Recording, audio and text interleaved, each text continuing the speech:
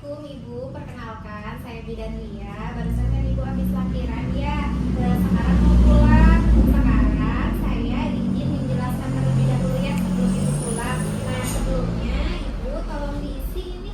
Di sini nama suami Ibu, di sini nama Ibu. Nanti minta tanda tangan suaminya lagi keluar dulu kan ya?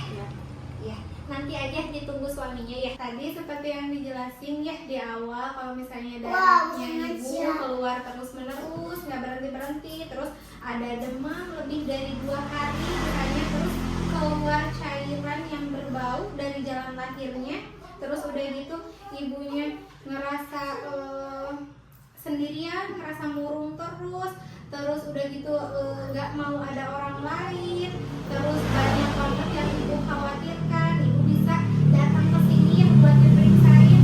Udah gitu kalau misalnya ada penglihatan kabur, terus ibunya nyeri ulu hati, terus lagi payudaranya bengkak, boleh diperiksakan juga ya Bu ya. Nah nanti kalau mau periksa jangan lupa bukunya ini harus dibawa. Terus yang Ibu pegang Ibu raba yang tadi saya jelasin di bagian bawah. Jangan punya bayi, jangan beneran. Penting aja. Udah bisa kan ya Bu ya, tadi diraba perutnya. Nah itu harus selalu keras seperti itu ya Bu ya. Kalau tiba-tiba lembek itu otomatis darahnya banyak, Ibu harus segera periksa ya. Terus obat yang tadi yang saya kasih di sana di ruang lipas jangan lupa diminum. Yang harus dihabiskan wajib dihabiskan untuk mencegah infeksi ya.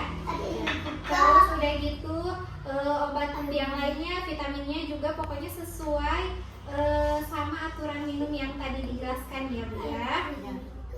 Terus jangan lupa juga nanti masalah luka jahitannya Ibu nggak usah takut. Nanti kalau misalnya Ibu cebok, Ibu ceboknya pakai air dingin biasa aja, nggak usah pakai air hangat. Terus semua bagian misfinya itu harus teraba dan dibersihin.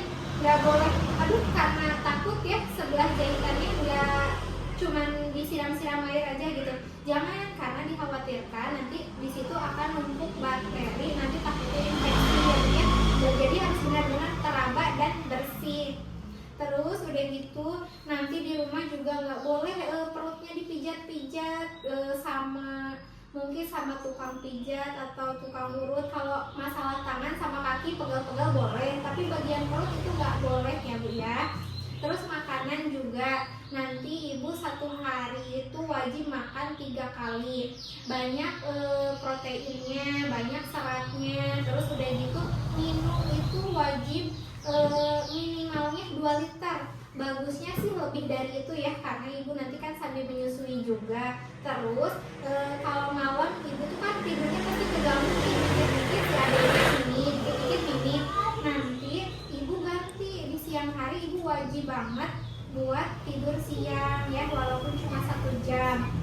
Terus nanti setelah hari Ibu wajib kesini lagi untuk kontrol ya, diperiksain lagi. Nanti Ibu juga setelah 40 hari mungkin bisa dipertimbangkan dari sekarang nih, kira-kira Ibu mau KB apa, karena setelah 40 hari nanti Ibu harus udah tentuin pilihannya mau KB apa. Kira-kira udah ada rencana belum? Kalau sebelumnya yang habis di KK ini Ibu sempat KB dulu pakai apa? Pakai KB yang 3 bulan. Pakai KB yang 3 bulan. Kalau sebelumnya Ibu udah tahu macam-macam KB itu apa aja? Belum sih, belum. Kalau baru tahunya yang 3 bulan aja.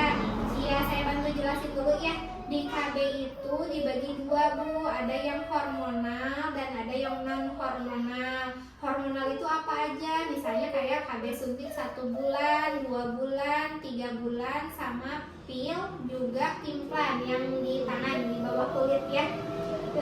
Tapi yang untuk 1 bulan, 2 bulan itu biasanya tidak disarankan untuk ibu-ibu yang sedang menyusui. Biasanya untuk ibu yang menyusui itu bisa pakai pil menyusui atau suntik 3 bulan itu, karena tidak mengganggu produksi ASI. Yang selanjutnya ada juga KB yang non hormonal. Non hormonal itu seperti KB IUD yang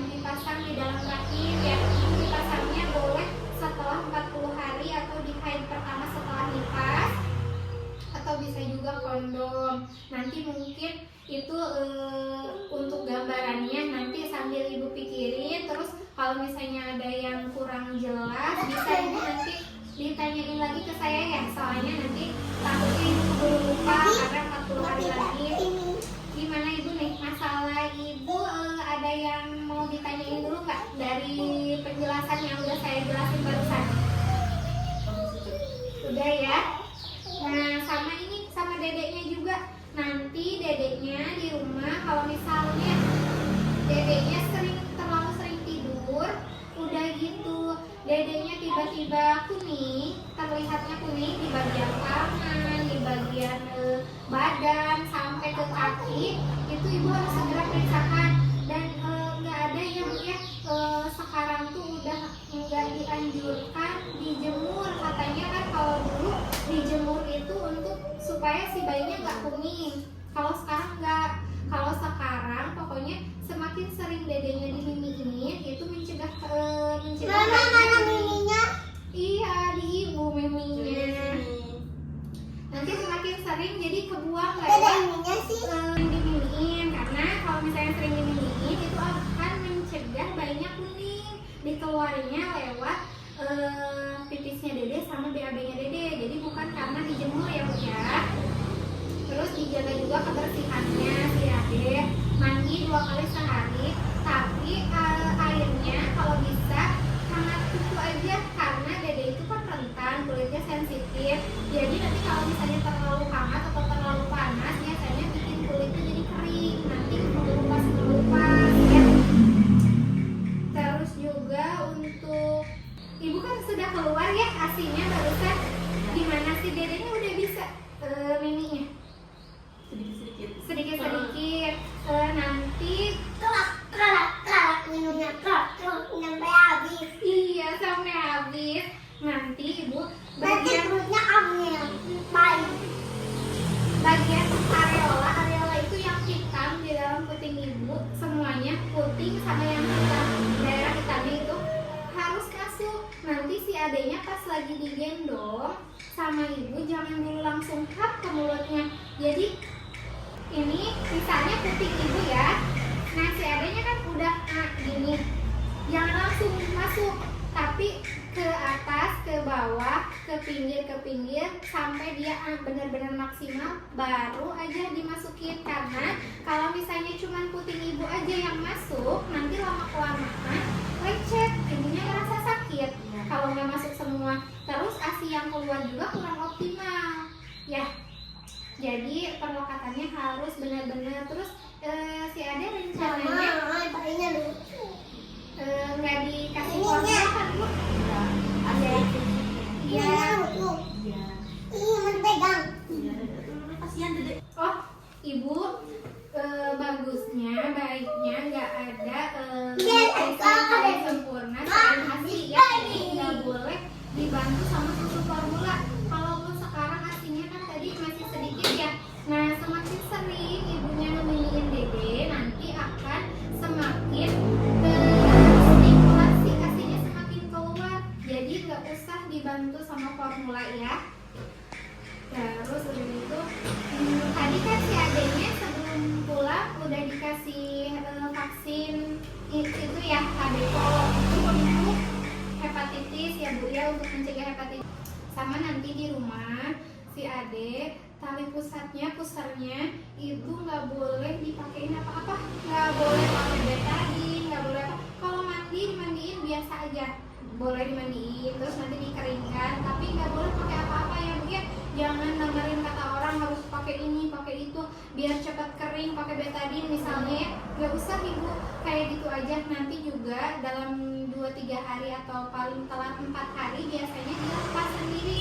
Nah setelah lepas nanti dijaga kebersihannya, jangan sampai ada misalnya di sekitar pusarnya si Ade ada yang merah, ada yang bengkak, itu harus segera periksa ya. Nanti untuk selanjutnya si Ade divaksin lagi pas waktu kontrol 1 bulan ya Bu ya. Nanti itu di situ ada vaksin BCG. Imunisasi BCG itu untuk mencegah penyakit TBC ya Bu ya. Terus nanti untuk selanjutnya ibu bisa lihat jadwal untuk vaksin si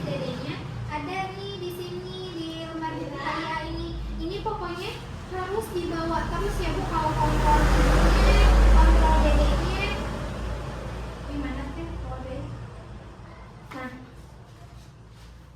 Nah ini di sini ada jadwal-jadwalnya untuk imunisasi dede. Diusahakan supaya lengkap ya Bu ya, supaya kesehatannya lebih optimal, terjaga dari segala penyakit. Nanti saya jelasin satu-satu di waktu ibu vaksin. Nah yang putih ini jadwalnya si dede vaksin.